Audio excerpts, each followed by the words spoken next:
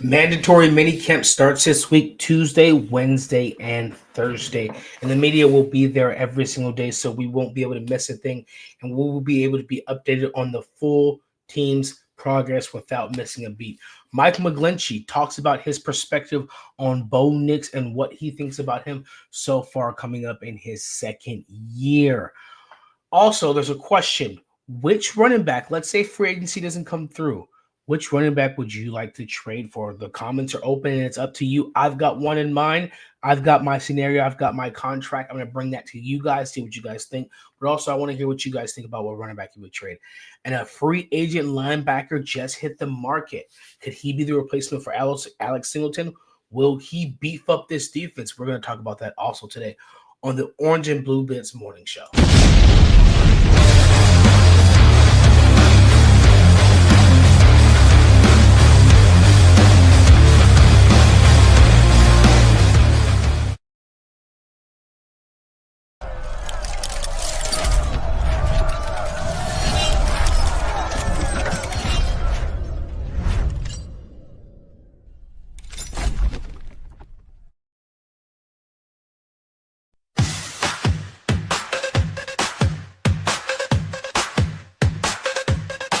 Tune in, now it's time to sit. Orange and blue, we never quit. Broncos pride is lit legit. Every week we're bringing grit. Orange and blue, we bring the heat. Podcast grinding can't be beat. Every play, every style we meet. Blitz so hard it's on repeat. Mile high dreams we elevate. Break it down, we narrate. From the field to fan debate. Broncos country, we dominate. We got the passion, we got the drive. Orange and blue keeps us alive. Every tackle, every stride. It's the Blitz where legends thrive.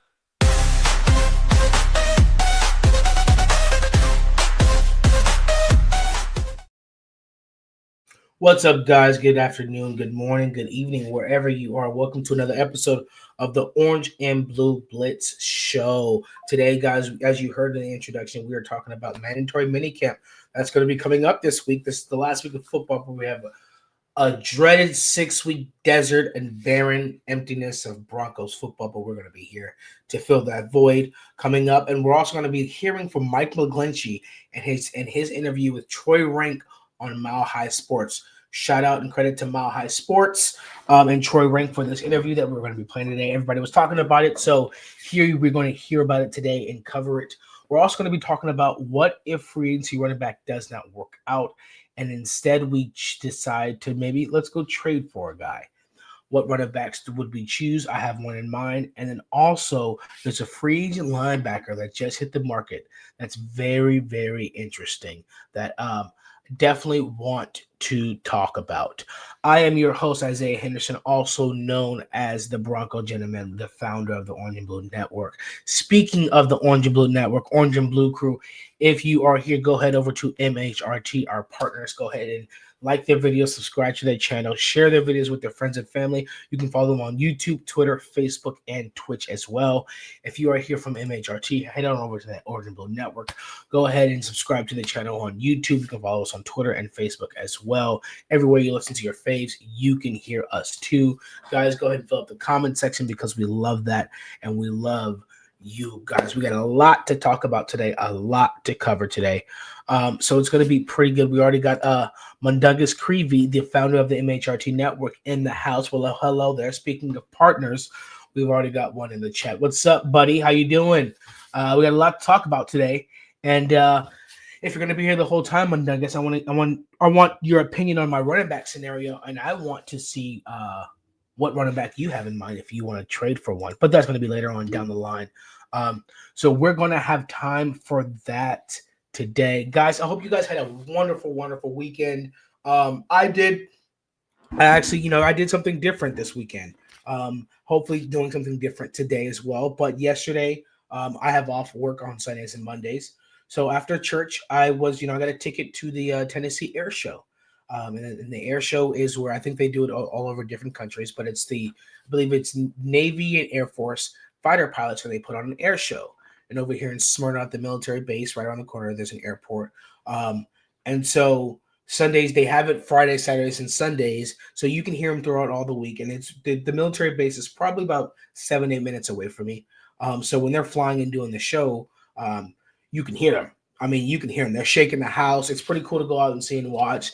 I mean, it's extremely loud. My hearing's already bad, but it's really loud and it's really cool. So I was able to get a ticket. It was a gift to me. So I went to the show on Sunday.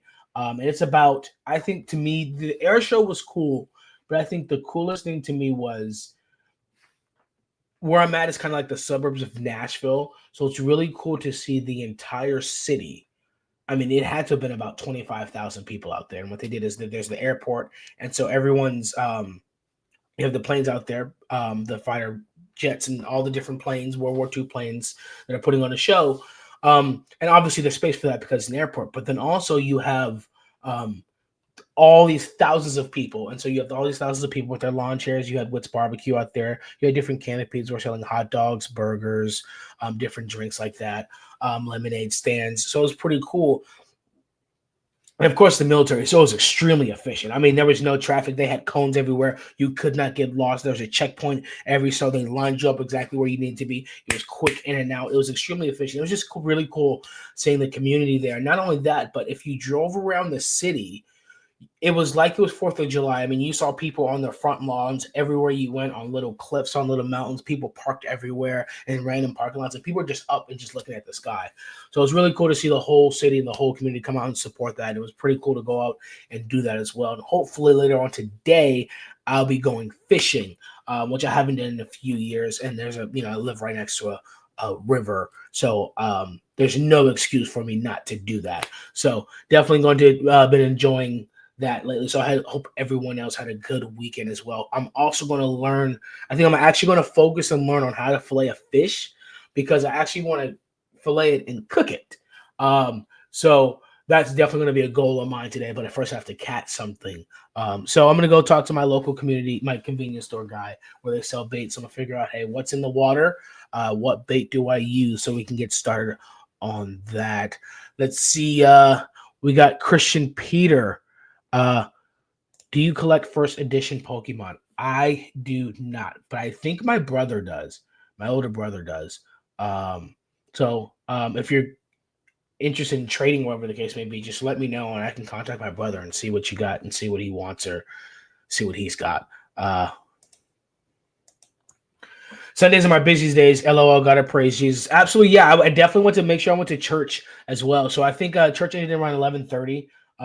And I believe the event started at noon. I got there around 12:15. So it was pretty cool. I can't be on my feet for long, and I didn't have a chair, which I have to go get one today, especially for fishing. But yeah, it was awesome to do that. So I was definitely after church. I was definitely in a communal mood, to say that, which is always good. But it's definitely a day to praise Jesus, and I absolutely did that.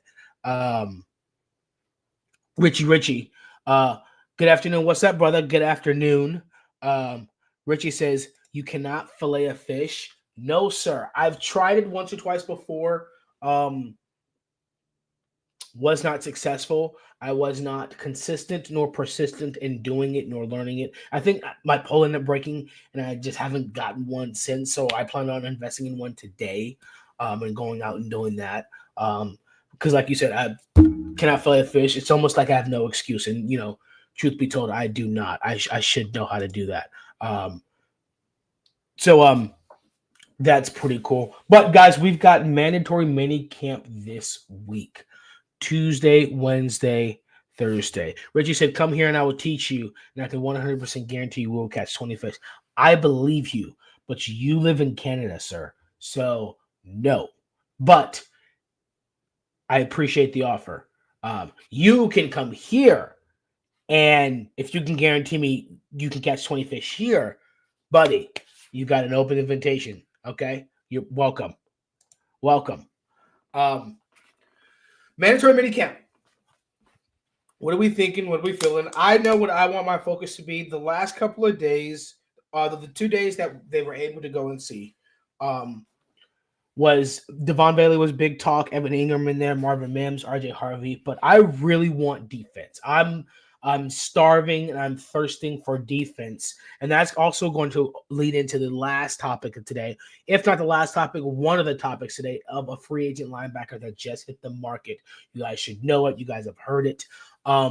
But defense. I want to know more. Hey, where's Jahdae Barron lining up? How's he looking in there? Is he sticky? I mean, does he constantly have to recover? Are his instincts still that high when it comes to the NFL? Sean Payton runs a very, very complicated offense with multiple packages, multiple personnel. I think it's excellent that Jahdae Barron is getting an opportunity to run against an offense where he sees different looks and different routes. Is he still sticky?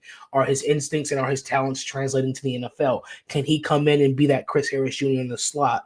And be dominant immediately and take this defense to the next level. That's what I want to know. I want to know if Riley Moss is healthy.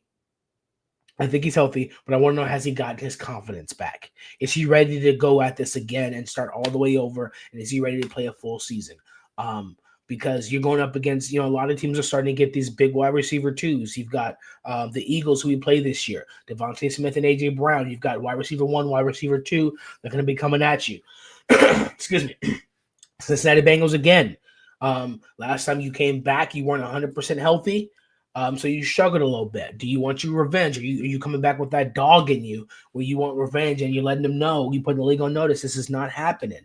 So you've got Jamar Chase and T. Higgins there. We play the Houston Texans this year, who have Nico Collins, and I think they drafted a couple of those Iowa State guys and some receivers there. So a lot of teams are using this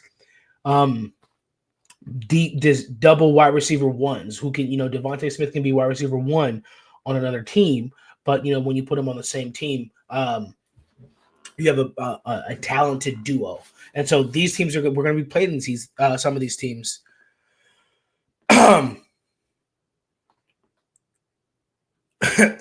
What? I grew up in the city. I went fishing once with my dad. I went fishing once in Memphis, and then I've been fishing multiple times, but it was never something that I think every time that I went fishing, I was with someone where you caught it and you threw it back. Even when I was stationed at Fort Campbell and I went with people who went fishing all the time, it was never fishing to keep it. It was always throwing it back. So it was never really an opportunity to present itself to fillet a fish. But now there is, and like I said, I have no excuse. So I'm getting on it, guys. I promise I'm getting on it. You guys are tearing me apart in the comments. Gosh, you know what? I'm canceling the show. The day's over with. Gosh, I'm trying to talk about the Broncos, and you guys can't get past a fish. My goodness, focus, guys, focus. Broncos. We're trying to talk about the Broncos. It's not about me. Stop trying to make it about me. It's about the Broncos. My goodness. All right. Back to business. Yes. And so, Rich said we've already heard about Barron. He's looking great and is showing versatility. I've heard that, yes, but I want more. I want to hear more. I want to hear, wow, Barron really makes this defense. But we've heard, okay, he's good here. But we've only seen 1 day out of the 2 days out of the 6 OTA. So we're not seeing the other 2 days. And I think here we're going to see how it's, how it's showing up a more consistency of it. Like I said, I want to see Riley Moss being healthy because we're playing a lot of wide receiver, two wide receiver duos. And Riley Moss before he was healthy was really, really good. It was becoming one of the best defensive backs in the NFL.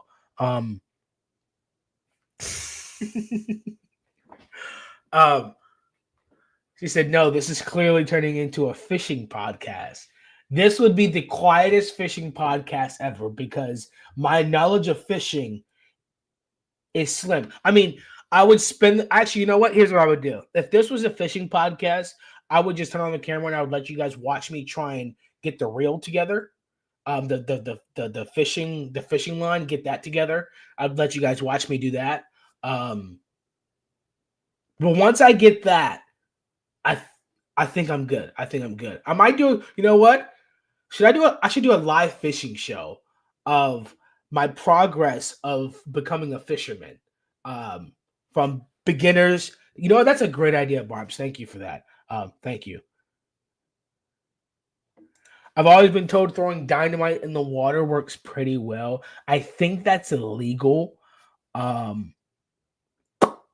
I don't think I would get away with that because there's a lot. This river runs through a lot of houses. It's behind a lot of houses. You would hear it. So I would not be able to get away with that. D-Rock and House says, West Side! Yes, which is why I'm West Side, which is why I don't know how to fillet a fish. My goodness. But I did grow banana peppers on my own, and they were fantastic. I pickled them too. Oh my goodness, they were so good. It's so much better. Chickens are down the line. Are definitely coming down the line. But I definitely want to hear defense. Alex Singleton seems to be out there. Is he healthy? Is he 100% healthy? Is he looking good? Or is he still a step behind? Is Sternad coming up fighting for that spot? How are Sternad and Drew Sanders looking? How's Drew Sanders looking? These are the things that I definitely want to hear coming into this that we have not heard. I want to hear more about Drew Sanders' reps. I want to hear about Sternad's reps, and I want to hear about Alex Singleton's reps.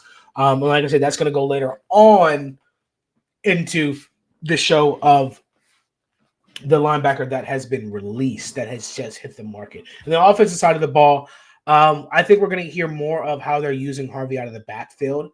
And that's going to transition to the segment of what running back would you trade for to partner with Harvey. And I think that one thing that we have to keep in mind is if you're not fantasy football minded, then you're not really thinking about Harvey being the bell cow. You're more thinking about the success of the team and how it fits Sean Payton's system. And Sean Payton definitely runs a dual running back system. And so I think there's some running backs in mind that we're thinking about, not in free agency. Coincidentally, growing banana peppers is the first step to learning how to fillet a fish. No, it's not, but it's the first step to independence. And so, got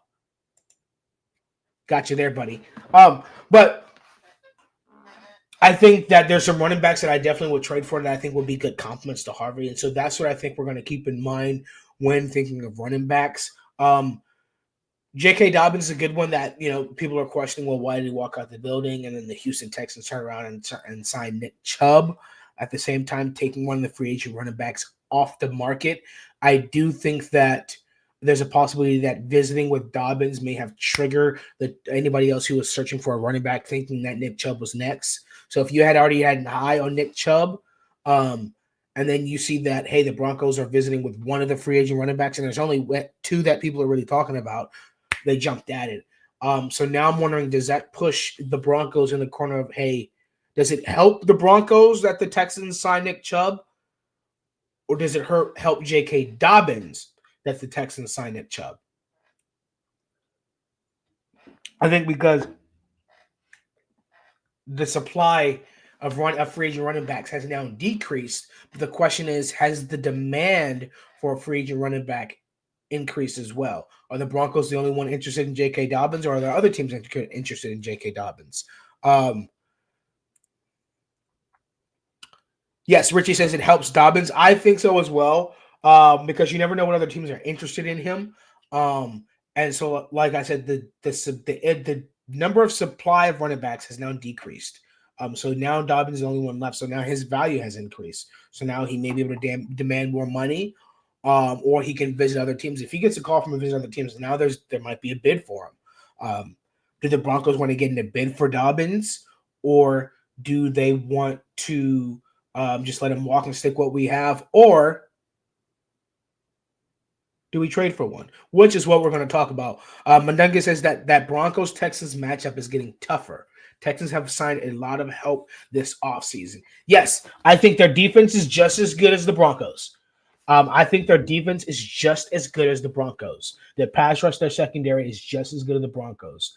I think the matchup where the Broncos wins the best is in two areas. One of them, obviously, the other one coincidentally. The first one is the offensive line. They got rid of Laremy Tunsil. They've had to shuffle some things around and drafted some guys. So they don't have continuity across that offensive line. So because our defense was top 5 last year, projected to be number 1, that's scary for them on their offensive line, especially with Vance Joseph and his desire to bring rush 5 and get one-on-ones. That's going to hurt with the offensive line that does not have continuity and is trying to learn a new system together. The second one, coincidentally, I believe, is the wide receiver room. I think because our wide receiver room has more experience than theirs. I think Tank Dell being injured, Stephon Diggs being gone, Nico Collins is the veteran guy in that wide receiver room. Everyone else are the wide receivers they drafted. Our wide receiver room is Cortland Sutton, the veteran, and then you have guys coming into their second year into the system. So we edge them out in that wide receiver matchup by experience. But I also think we might edge him out in the tight end perspective as well, because Evan Ingram does make a difference. And I think he's projected to be the number 4 tight end, top 4 tight end, top 5 in the NFL coming into the year. So that's where we have that matchup differential, wide receiver room, tight end room, and offensive line. So really, it seems like we may have on paper, a better offense and virtually the same defense, but that's going to be excellent. And speaking of that, I plan on actually being at that game, Lord willing, which is we're going to have a show, not this week, because this week's going to be dedicated to mandatory minicamp, but we're definitely going to have a show on that, probably next week, because I want to reserve that show for that 6 weeks of no football. But we're going to have a show specifically on what games we're going to. We're going to pull up the schedule. We're going to talk about what games we're going to. We're going to see who's going where. So you guys are definitely going to want to be here for that show. So that way you guys can all be here. We can figure out, hey, who's been where, so we can have a meetup, see, go around maybe in the tailgate, meet up with everybody, see who's doing what. Johnny and I, we do have the Get Bucked Game Day show. We do have the Get Bucked, the Get Bucked pregame show. I'm sorry, the Get Bucked pregame show that I host. So we'll see what we're doing with that, whether we're going to go around with a mobile microphone talking to the fans. So the Mile High Viking and the Bronco gentlemen will be there. We'll definitely be at the Colts game in Indianapolis. We'll have a show for that. But that's going to be definitely a good matchup and a potential playoff matchup as well. And the one thing I love about the Texans right now is they are tearing the Chargers apart, because they can't get past the Chargers, and they're tearing Justin Herbert and the Chargers apart. But I think that's definitely a good matchup, and it's going to give us a look into the playoffs as well. Some good matchups this year. Richie says, I think that there's a real possibility that between our younger wide receivers, free agent signings, and undrafted free agents, that we move on from Sutton. I can't see that. And the reason why I say that is Evan Ingram said one of the reasons why he came to Denver was because how we treat our players. And Cortland Sutton last year asked for a raise, and they told him no, but they gave him a bunch of boxes to check to reach incentives for that raise. And he hit every single one of them. So I think for him to turn around and say, okay, I'm back again for an extension. I've shown up to every practice. I've done everything that's asked of me. I think for the organization to turn around and let him go, I think, especially a captain, a locker room guy, I think that's just not the way to go. So I think they give him an extension. The question is it 3 years? Is it 2 years? Is it 3 years with 2 years the last year voided? Possibly. I just don't think that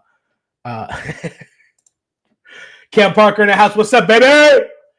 He says we should trade for Derrick Henry. No, but we are going to talk about realistic trades here, Cameron. But I appreciate you coming in and bringing that energy and bringing in those the dreams you had last night. Derrick Henry on the Broncos. Wow. You've got to share more of your dreams with us, Cam.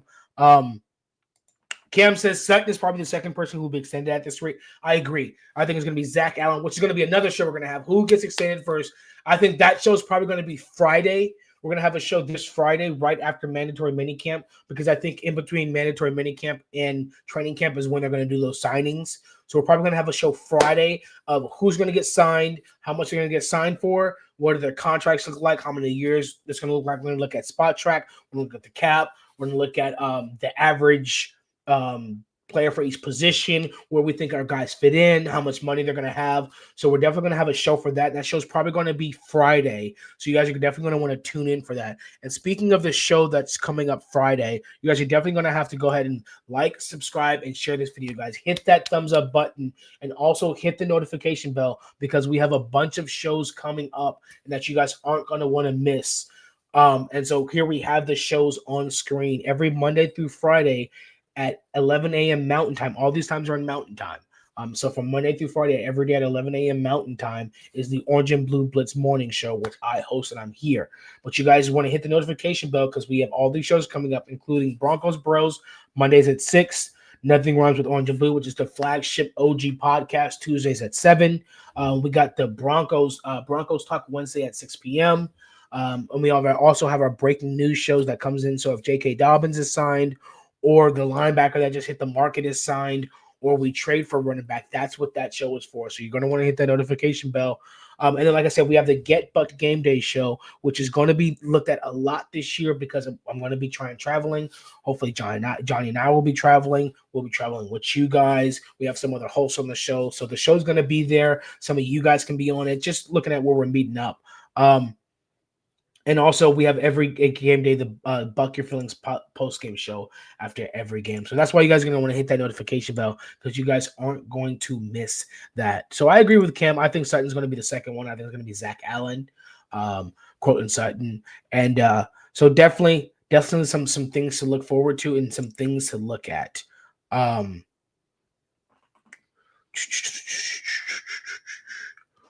right, guys. So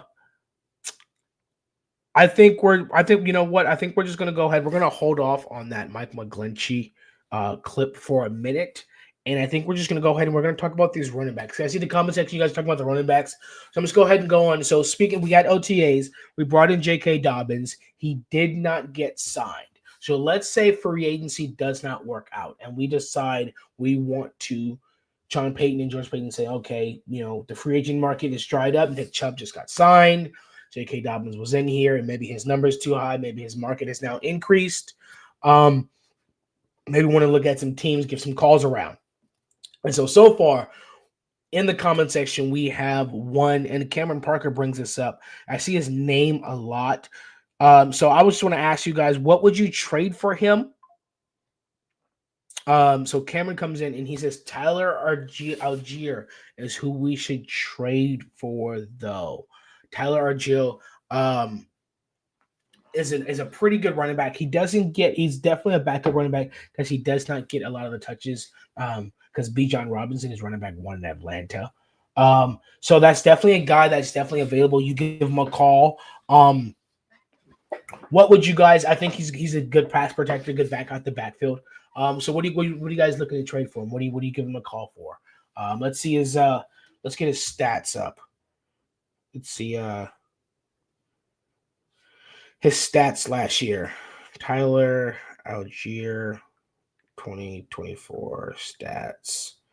What were his stats last year as the backup running back to Bijan Robinson? I watched some film on him and I definitely liked him. So he played all games. So he's healthy. So he's a healthy running back. 137 carries for 644 yards, 4.7 yards per carry, and 3 touchdowns. That's a pretty impressive stat line for a backup running back. He averaged more yards per carry than J.K. Dobbins did. Had less yards, less touchdowns. 10 receptions on 12 targets, 71 yards, 0 touchdowns. So he wasn't really a pass catching guy out of the backfield, and that's not necessarily what we may be looking for in a backup running back, or a guy to come in, maybe looking for a guy to pass protect, or a guy that can tote the rock. And Tyler Argill can tote the rock. You see 137 touches for 644 yards, 4.7 yards per carry. So he's productive when he gets the ball. So I think that's definitely a guy that we can definitely look at. I think he's a guy that's definitely going to come in. If a guy like Tyler Argill is a guy we trade for, I think Estime may be released. I think that's a guy that may be cut, and I think the running back room could be Harvey, Algier, and maybe Jaleel. Or maybe Tyler Burdett, because apparently Tyler Burdett, according to Sean Payton, is a good a good pass blocker. So that's definitely something to keep our eye on. Can Tyler Burdett sneak in that lineup and get some touches? Cam says, if we don't sign J.K. Dobbins, which I think we will. Mundaga says, trade for Chase Brown. Interesting. Who would be the Bengals running back then? Because, they like their offense. So they don't care about their defense. But they like their offense. So what would you trade for him, Nuggets? Johnny says, I wouldn't be against a realistic trade for David Montgomery from the Lions. Would the Lions be willing to get off of their two-back system and make Jamar Gibbs their bell cow because they love to run the ball, but they were very successful in that Ben Johnson two-back system? I'm not against trading for him at all, but is that someone that the Lions are willing to hop up off of, especially if they think they're coming back healthy this year and they're going to make a playoff Super Bowl run? I'm curious to see if they're willing to come off of them. Paul Schaefer in the house says our running back room needs a vet. Yes, someone who's played and someone who has the skill sets that we need to fit a runner and pass blocker. And if you can catch, that's good too. Let's see. Cam says Jalil on notice, not Estime. Interesting. I think I said Estime over Jalil because I think Sean Payton trusts Jalil more than Estime. If Estime fumbles once, he's already on thin ice. In practice, in the preseason games, the season at all. And I'm not sure if is Sean Payton really willing to take that chance. But if it's Jalil, I'm fine with that. If it's Estime, I'm fine with that. Cam says if Lions trade Montgomery, they're higher than a cut. I agree with Cameron. That's not. They're not going to trade David Montgomery. Zach Moss is their starter. I think we trade McMillan straight up. Maybe throw in a sixth. Bengals need defensive help. I agree with that. I think we like our cornerback depth, but I think there's a way to get Chris Drains in there in that nickel and fill in with that dime opposite Talanoa Hufanga and Jada Barron in that nickel in that dime package. I think trading Jaquan McMillan somewhere where he can get playing time and be the for sure starter, get himself, the question is, do you want to trade him somewhere where they're not going to give him a contract? That's the only thing is, I see why you're saying the Bengals for the trade, but is Peyton the guy to trade McMillan somewhere where he's going to struggle to get a contract? Because Peyton loves doing good by the guys we trade for. And if Jaquan McMillan came undrafted, played 3-4 years for the Broncos, produced very well, it's just that we drafted someone better in the first round. Will he trade him somewhere in a contract year where they're struggling to play their players? I do think we can get a trade for Jaquan McMillan. I just don't know if it'd be to the Bengals. But I see where your head's at. I think, yes, trading Jaquan McMillan this year, getting Chris Abrams some more snaps in there is excellent because he's undrafted, and then you get him you trade maybe for a 7th, 6th, maybe someone who really needs him a 5th. I think that's excellent player development.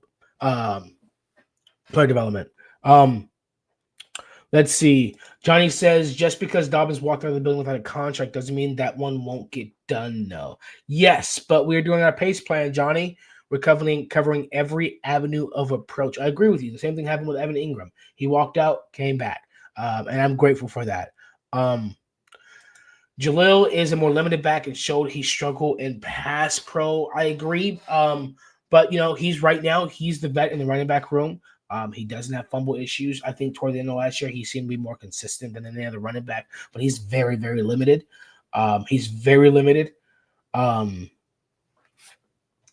Mundunga says Estime is fighting with RJ Harvey for the starting spot right now. I disagree, bud. I think he got benched in that playoff game. Now, there's a word out there that he got benched for that playoff game because he fumbled in practice leading up to the playoff game. So there's that. And if that's true, then the same thing is here as well. And if you're saying he's battling RJ Harvey for the RB1 spot, then you have to factor in bringing J.K. Dobbins in. So is it RJ Harvey and Estime fighting for the 1 spot and Dobbins is the number 2 guy?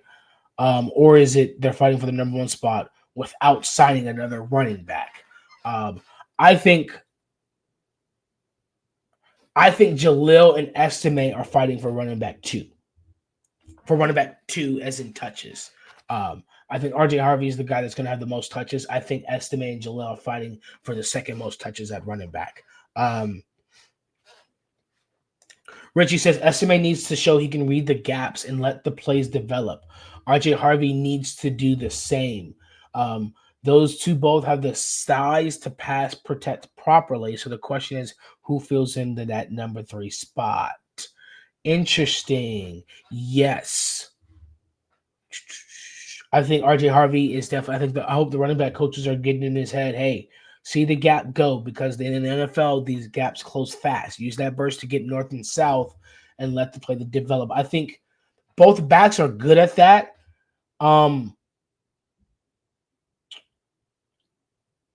Estimate came more from a pulling scheme, where that was involved in UCF, but RJ Harvey also had a lot of zone scheme and also had a lot of duos. So it's going to be interesting to see. So the question is, who fills in for that number 3 spot? Is where's Jalil? So you'd say Harvey, Estimate, Jalil. I'm fine with that. If Estimate doesn't put the ball on the ground, we go into preseason, he looks good, he doesn't put the ball on the ground, I'm fine going Harvey, Estimate, Jalil. If we want to go with the young guys and developing, because I think Estimate, when he gets going, I think he's really good. And I think him and Harvey are a good 1-2 punch. So I can see that. Yes, I agree. Estimate's floor is higher than McLaughlin's ceiling. Estimate showed flashes early last season, but then tapered off. I mean, that's why Sean said he's a guy that needs a lot of touches to get going. Because once you give him different looks, and he's a lot quicker off his jab step than he looks. He's a lot quicker for his size than he looks. But guys, so the running backs I've heard. So that one, that was Chase Brown, Tyler Algier. I heard some interest in, I'm blanking on the running back from, I watched film on him from the Patriots. And he was good. I can't think of his name, but I heard there's a possibility we might trade for him from the Patriots. But one guy that obviously that was on the market that everyone is hearing about in Buffalo. Maybe you guys think it's unrealistic. Maybe it's not. James Cook. Is James Cook unrealistic for the Broncos? What do you want to trade for him? I know he wants a new contract, but the way, I'd put the contract, let's say you trade 4th. Maybe the highest you want to trade is a 3rd. I think a James Cook, RJ Harvey backfield is really good. I think James Cook can do all of it, and RJ Harvey can potentially do all of it. I think that lifts the burden off of RJ Harvey, and he doesn't have to do everything, but he can learn from a veteran running back who's been in the playoffs, who knows what it means to be carry the rock and running a Buffalo Bills offense, and also catch the ball at the backfield. So a 4th, maybe no higher than a 3rd. I know he wants $15 million a year, so I said maybe you bring him in, you extend him, you give him what did I say earlier? I think I said 2 years. What was it? $26 million. So it's $13 million a year. Maybe you give him $15 million cash, and then you give him incentives to get to that $15 million a year. Maybe you say, hey, you get I think I said 1,500 yards from scrimmage, 10 touchdowns, because I know he had more than that in 16 touchdowns last year. So maybe say, hey, some of the incentives are you get 1,500 yards from scrimmage, 10 touchdowns, no fumbles, playoff appearance, 10 touchdowns. And so that will get you to that $15 million a year. So the first year you get him $15 million cash bonus. So he gets that $15 million a year he wants. You give him 2 years, so you spread it out. So this year you can make the cap hit low and backload all of that money to the second year of his contract, or maybe you give him 3 years of his contract, or maybe you keep it at 2. Let RJ Harvey develop 2 years behind James Cook, and then you let RJ Harvey be the number 1 guy, and then whoever you have as your number 2 guy at that point. You backload all that money to the second year of the cap space, so then he still gets his $15 million this year because he's got his cash, which he wants. He's got a new team, good offensive line. He'll be the number 1 guy, and RJ Harvey, the rookie, would be right behind him. That's an excellent running back room. You're giving up a 3rd or 4th for James Cook, who had 16 touchdowns last year. And then next year, if he's healthy, again, I think health will also be part of the incentive as well. Maybe you give him some meat in the incentives to get him to that $15 million. Because remember, I said 2 years, $26 million, which is $13 million a year. Maybe you go 2 years, $27 million, give him 13.5. But then you say, hey, here's some incentives to get you to $15 million a year, a million per half. And you give them, hey, stay healthy. Give me 1,500 yards from scrimmage. That's 800 rushing yards, 700 receiving yards.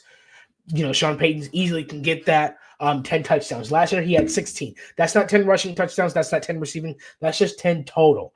Give him, some incentives that work for the team, but also, some red meat in there that he can achieve. Hey, stay healthy. That's also in there. Hey, that's a cash bonus in there as well. Playoff appearance. So your production has to be with the team as well to get you that cash bonus as well in there to get him the $15 million a year. So you get him happy. You give him $15 million cash this year, offload most of it to next year where the cap space really blows up and we could really afford it more. And then you have RJ Harvey in there. So I would trade, highest, maybe a third.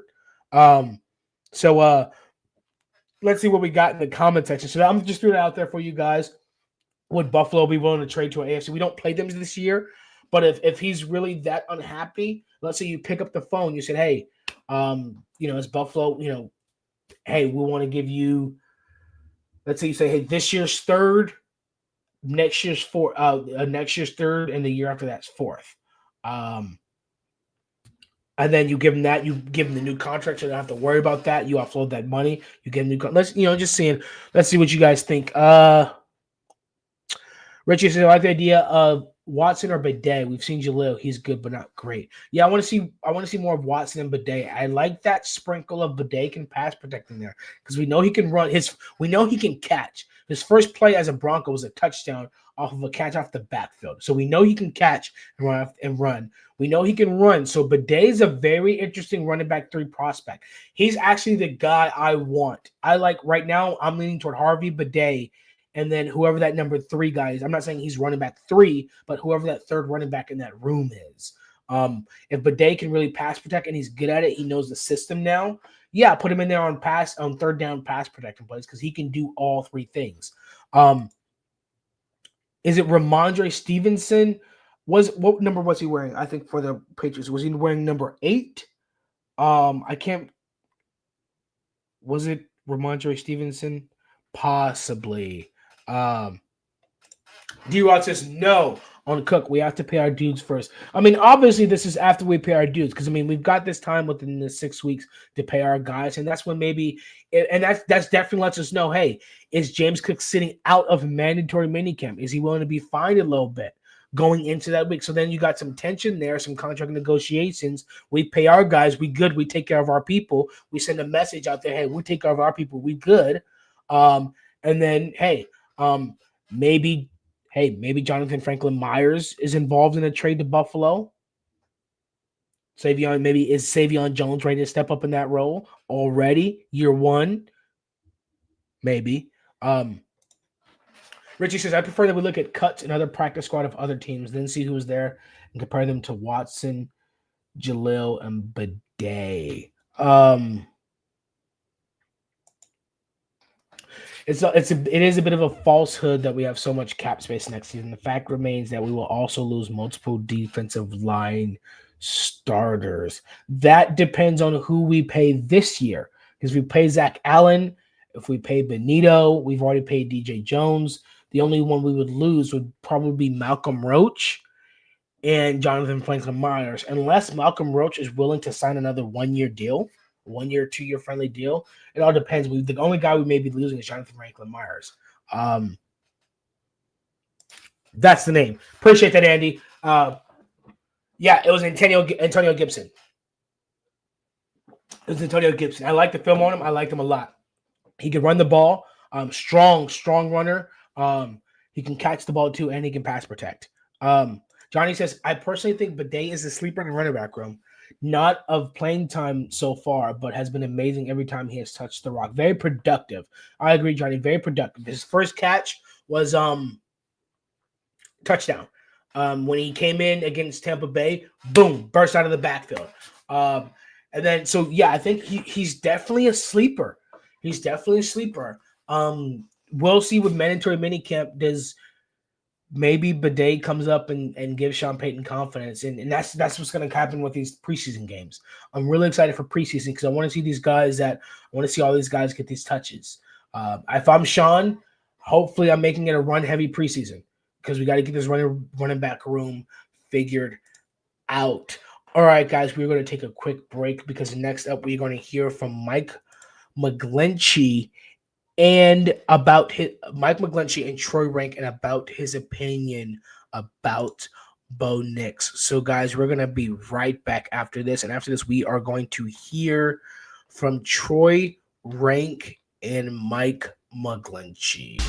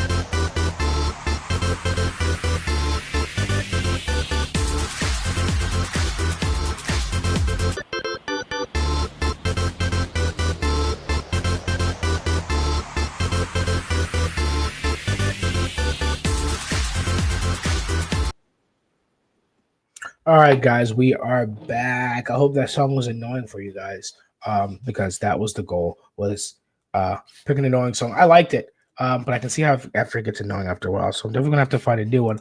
But we are back, and we are going to hear from this interview of Mile High Sports with Troy Rank and Mike McGlinchey. And here they are talking about Bo Nix. Listen up, guys. Oh, and after that first month, he was clearly a top 10 quarterback statistically, even the eye test. Yeah. What now would you look for him in year two? Just me watching, eyeballing it, he looks really comfortable in his own skin. I think the confidence that he's exhibiting on a day-to-day basis, the competitiveness, the way he's willing to get after Sean, even at times. Even still? Yeah. Beyond the one day? Yeah, the one day we all saw? Because now it's, you know, this is his team, and and I think he knows that. I think everybody else knows that. And like we talked about in the last question, it was manage expectation. Well, he doesn't give a shit. He's all he wants to do is just go compete and be the best that he can be. And he has such a talent of blocking out anything else that doesn't matter to him. And I think that's what separates the great ones, is simplifying your life to make sure that everything is going towards the goal that you want. And I mean, the way he's looked in the last 2 weeks, it's like this kid is on his way to taking off. And you notice a difference from this time a year ago? You notice it in his demeanor. You notice it in the confidence in his play calling. You notice it in the confidence in when he rips it, and the disappointment when it doesn't work. Okay. And the expectation for him is that every play needs to work. And his competitiveness and his toughness, on top of his, you know, the confidence in which he plays with.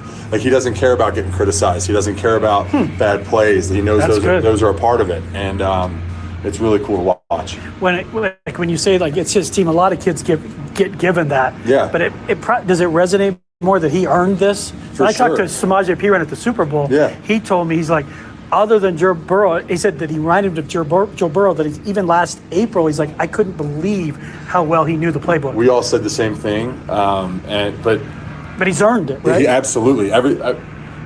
Bo has earned everything he's gotten here from day one. Okay. Obviously, picked to be our franchise quarterback. That was no secret when he got here. But right. You know, with that comes a lot of great, you know, BS, and he doesn't let himself deal with that. He just works constantly. He's the first one to greet you when you walk in the building. He's constantly doing everything to improve his game. And when I say it's his team, it's because he's made sure it's his team, because it's lives here in the off season. Everything about him is to be great here, and we've all felt that since the first day he walked in, and even more so in year two, because he knows what he does. He last year he was like, okay, I don't know what I don't know. This year he knows exactly what he needs to do, right. And he's executing that. All right, guys, an excellent interview. A lot to break down there. A lot to break down. So we heard from Mike McGlinchey, the starting right tackle of the Denver Broncos, speaking with Troy Rank of Mile High Sports. And they're talking about Bo Nix in year 2. And Mike McGlinchey, coming from a good franchise, been in the Super Bowl, played in the NFC Championships, played with Kyle Shanahan, played with Brock Purdy. And he says that this is his team. He's earned everything that's got there. He knows the playbook. And he even said Samaje Perine and all the guys said the same thing. Hey, we were impressed. And he even compared him to Joe Burrow. Samaje Perine said, other than Joe Burrow, I haven't seen a young quarterback learn the playbook so quickly. And that was something that Sean Payton said when he drafted him, was he was impressed how quickly he learned the playbook. And this is something that Bo Nix said himself coming into year 2, was that his knowledge of the playbook is so well, he doesn't have to worry about the dropbacks, doesn't have to worry about what the guys are doing. He can now focus on the defense. And that's very interesting to me, because one of his strengths that Sean Payton said was his ability to read the defense quickly and to make plays. So now if he's focusing on the defense, he's only going to take that next step. And that's one thing that Mike McGlinchey said was, hey, this guy's – the last 2 weeks say this guy's ready to take off. And he also said that, hey, Bo doesn't give a shit.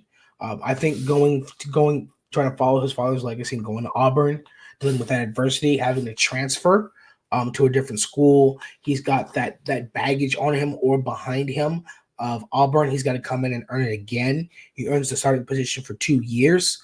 And then he's going to the draft. And once again, he's doubted. He's underrated. He's only a check down merchant, a screen merchant. So then he comes to the Broncos with the head coach in a tough playbook, complex playbook, and takes this team with the largest dead cap in history, no run game, no tight end game, and a young receiver core to the playoffs. And had the second greatest rookie season of any quarterback in NFL history. He has the most record for passing touchdowns by a rookie at a home team. And I think he set the record with 20 or 21 touchdowns for the most touchdowns by a rookie at home. He's second most in passing touchdowns, third most in total touchdowns. I think there's only been three quarterbacks that have thrown for 300 yards, 4 touchdowns, 80% completion rating.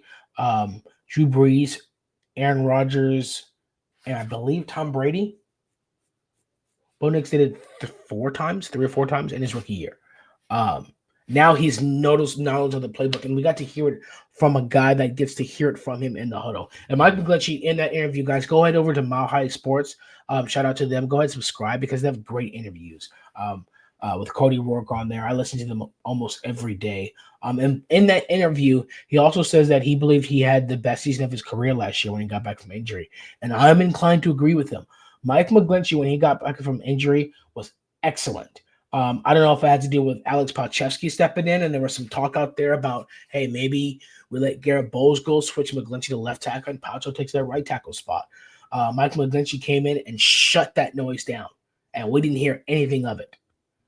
He had an excellent year last year. So it's good to hear his confidence growing in himself, his confidence growing in Bo, and the confidence growing in the team and how much more they have grown together. So now we've heard that. We've talked about that. We are going to go into the last topic of today. Today, the Cincinnati Bengals released Jermaine Pratt. Jermaine Pratt was top 10 in tackles in the NFL last year. Jermaine Pratt is also 29 years old. He was also healthy last year. I think Jermaine Pratt is a good run-stopping good linebacker, and he played behind the awful defensive line of the Cincinnati Bengals, whose run defense was awful, outside of Trey Hendrickson. And in doing so, he was top 10 in the NFL in tackles. He's healthy, and he's younger. So I think out of all the options we talked about today, I think signing a guy like Jermaine Pratt in this defense, I think can really seal the deal. I think we would bring in a guy where he would be an immediate starter and he's healthy. because both of our starters right now, Singleton and Greenlaw, are not healthy. Singleton is coming back, and he's out there, which is good, and Dre Greenlaw is not. Now he has a different injury. Now his Achilles is a year removed. He didn't finish the season last year because he had calf soreness from the Achilles injury, but he's pretty much healthy. But now he injured his quad. He should be back by training camp. But both of our starting guys, which are pivotal to this run defense this year. The defensive line was graded good last year. It was a very good run defensive line. It's just that our linebackers weren't able to fill the holes and were lacking there. That's why we brought in a guy like Dre Greenlaw. But can bringing in a guy like Jermaine Pratt really seal the deal?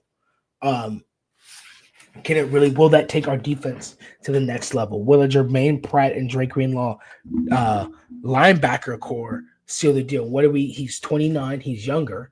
Alex Singleton, I think, is owed $7-8 million this year. He's 31, coming up on 32.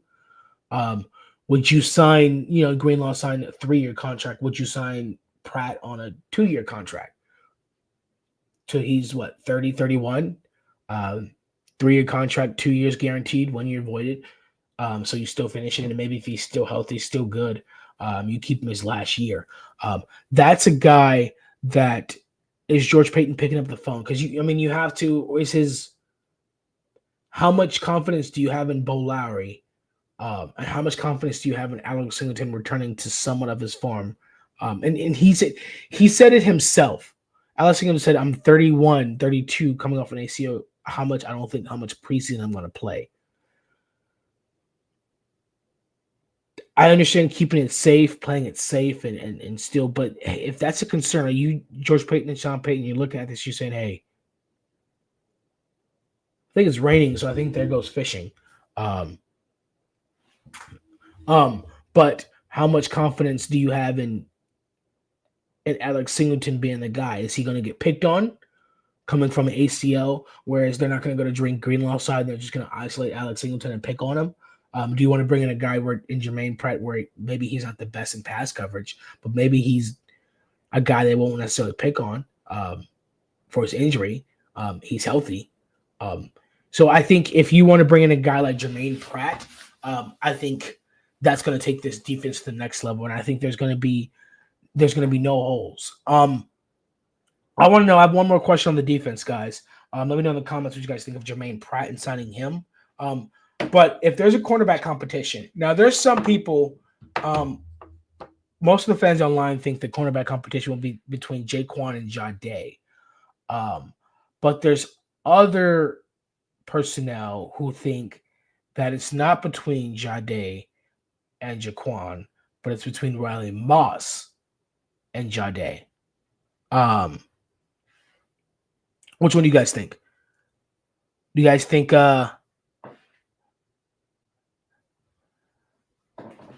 it's Moss or Jaquan that's in competition with Jaquan? Or are they going to keep it the same last year, keep Jaquan in the slot and just rotate in Barron? Or are they going to start the first round pick immediately this year? That's one of the things that I want to see. They say they're playing him everywhere. Which packages are they playing him in? Paul Schaefer says Moss is fine, solid too. So Paul is like me as well. I don't think that Moss is in competition. I think that Jaquan is. I think Moss is on the third year of his contract. Jaquan's on a rookie year. And I think Jaquan may be on the trade block. I think he's a guy that's on a trade block. He's a guy you trade for it. You put in a running back trade. And so I think that's the case. In my dream scenario, since we were talking about trade for Saquon Barkley earlier, trade for Derrick Henry earlier, and these fantasy things, hey, let me be fanatical for a minute. Let me be fantastical for a minute, actually. Let's sign Jermaine Pratt and let's trade for James Cook. Let's go ahead and solidify that running back room. Hey, you know what? Let's even put the icing on the cake, guys, because I'm not finished yet. I'm going to close this out with my perfect fantasy right here for the Broncos. Andy says, I think the competition proponent is a bit of a formality. Pretty confident it'll be Surtain cornerback 1, Moss cornerback 2, Barron nickel. I agree as well. I think that's an elite secondary. Me, here's what I'm going to do. I think with the signing of Aaron Rodgers, the Steelers they don't want necessarily a wide receiver 2. They were looking for, if they wanted, they would have kept Pickens. But I think they want another tight end. I think their offense is going to be run the ball with play action with a big body receiver and a good receiving tight end, which is why they're looking for Kyle Pitts and why they're looking for Jonnu Smith. You can see what they're trying to do. I think if they're successful, I think I would call the Steelers for Pat Freiermuth. I think you call the Steelers about Pat Freiermuth. You get a big body tight end who's known to be productive, can catch the ball, and can run block. I think that could be possibly the Adam Troutman replacement down the line. Maybe you let go of Lucas Kroll if you go for Pat Freiermuth. And then you go and then you give up a third or you give up a fourth to the Bills for James Cook. So now you've got Pat Freiermuth, and then you've got James Cook. Maybe you use that the Jaquan McMillan trade draft capital with Pat Freiermuth. You go get James Cook. And then I'm not done yet. You signed Jermaine Pratt as linebacker. So we're ready to go. Michael Ronquillo in the house says Green Bay Packers release Jair Alexander, Pat Surtain, and Johnny Barron would be the big three. That would be an insane secondary, but he wants way too much money. And we're not going to – yes, in an ideal world, that would be great, but I think we're one of the very few teams that aren't interested in him. But that – would be an insane scenario. But my dream offseason with these guys is trade for James Cook or Tyler Algier or Antonio Gibson. One of those guys. Get Pat Freiermuth and go ahead and get Jermaine Pratt and go make a Super Bowl run. Guys, we're getting ready to close out here. So thank you for coming into another episode of the Orange and Blue Blitz morning show. If you are here from Orange and Blue Network, if you're part of the Orange and Blue crew, go ahead over to the MHRT Network. Go ahead, subscribe on YouTube, follow them on Twitter, follow them on Facebook, and follow them on Twitch as well. Hit the notification bell for them so you don't miss any of their shows. Guys, if you are here from MHRT, go ahead over to the Orange and Blue Network on YouTube, subscribe there. Follow us on Twitter. You can follow me on Twitter at the Bronco Gentleman. Follow us on Facebook. Yes, and everywhere you listen to your favorites as well. So, guys, go ahead over to the Orange and Blue Network and follow us as well. And you're going to want to hit that notification bell because we have a bunch of shows that you are not going to want to miss. We have the Orange and Blue Blitz morning show, which is every day from Monday through Friday at 11. All of these times are Mountain Time. So the Orange and Blue Blitz morning show, we will have one tomorrow morning while mandatory minicamp is going on or right before it. We'll be probably having some live updates going. We may, depending on what time it starts, maybe we might push it just so we can get some live updates, see what's going on, or we may do it before. We may just stick with the normal time. But then we have the Bronco Bros tonight at 6 p.m. So you're not going to miss that. Dak and his brother are there. So we got the Bronco Bros. And then we got the flagship podcast, Nothing Rhymes with Orange and Blue podcast, the OG show tomorrow at 7 p.m. You're not going to want to miss that as well. Then we got Broncos Talk Wednesday at 6 p.m. And then we have Viva Los Broncos Friday at 6 p.m. And that's our Spanish podcast. And what you're not going to is we should be having someone filling in that Thursday slot soon. I will be there in the morning, but in the evening, you guys aren't going to want to miss that. We have some news coming up. And if we sign guys like Jermaine Pratt, we trade for guys like James Cook or whomever, Pratt Freiermuth, whatever the fantasy is, you're going to want to hit the notification bell because we have our breaking news show, Orange and Blue Fresh Squeeze. So that's going to pop up. And then when the preseason starts, we're going to have our Get Bucked Game Day show, which is every day now before kickoff. And I'm the host of that. And the Mile High Viking is usually the co-host with me, but it all depends. It can rotate. And then afterwards, Jay, the Denver Dream Weaver, is the host of the Buck Your Feelings post-game show right after every game. So, guys, you're going to want to hit the notification bell because we have all these shows coming up. But I'm going to go ahead and give you guys a Mile High salute because we're going to get out of here. Tomorrow is mandatory minicamp, so make sure you guys tune in tonight at 6 p.m. for tonight's show. And then tomorrow we'll be back here at 11 a.m. for another show. Thank you, guys. D-Rock, a Mile High salute. We love y'all. We will see you guys this evening, and we will see you guys back again tomorrow